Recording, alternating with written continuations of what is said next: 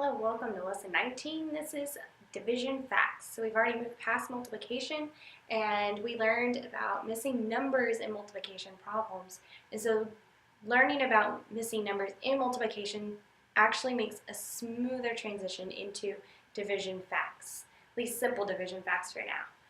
So what we're going to look at, or this is how we are going to look at simple division facts, is that we have 12 divided by 3 and we have a missing number. So division, because it's the opposite operation of multiplication, we can look at this problem as 12 times a missing number equals, or 3 times a missing number equals 12.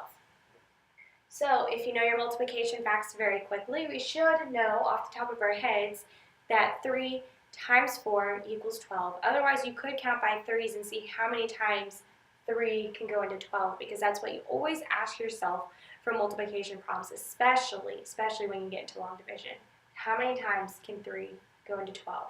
But for now, if you have those multiplication facts down, it should be fairly simple to know that 3 times 4 equals 12. You can count 3, 6, 9, 12. It goes in 4 times.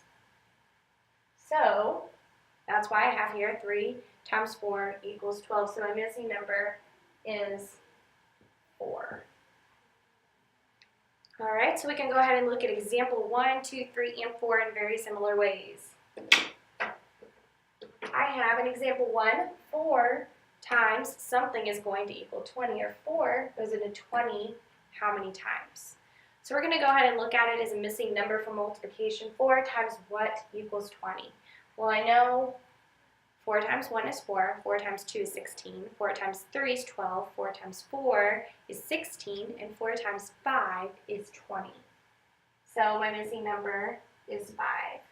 4 goes into 20 a total of 5 times.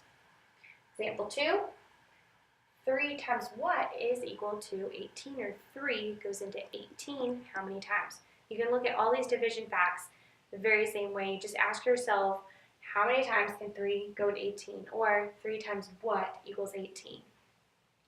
And your answer would be 6. Example 3, how many times can 10 go into 80? Or 10 times what is 80? If you know your 10s, which are very easy, you know that the answer will indeed be 8. Now example 4 says to write 2 multiplication and 2 division facts for the fact family 5, 6, and 30. Now we learned about writing a fact family for addition and subtraction because they're inverse operations, and we can create 4 problems out of just 3 numbers. The same thing goes for multiplication and division. So if I have the numbers 5, 6, and 30, I'm always going to multiply my 2 smallest numbers. Always, always, always going to multiply my 2 smallest numbers. So be 5 times 6 equals 30, and 6 times 5 equals 30. Then we look at our division facts. I can do 30. So we always do our biggest number first for our division.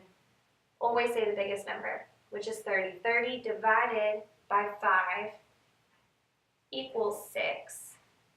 And 30, getting down to the bottom here, 30 divided by 6 equals 5. So my largest number is always the product, meaning always the answer for my multiplication problem. And the largest number is always the very first number of the division problem. So 30 divided by 5 and 30 divided by 6. Just like with addition and subtraction.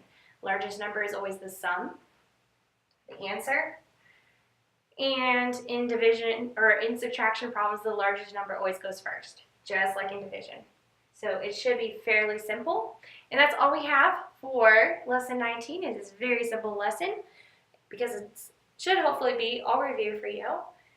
I would like you to go ahead and do practice set, starting with letter D, E, and F, and then skip to I, because I has the right to multiplication, 2 division facts for 3, 8, and 24. The rest of these you're just solving. 56 divided by 8, 21 divided by 3, and 30 divided by 10. Thank you for listening.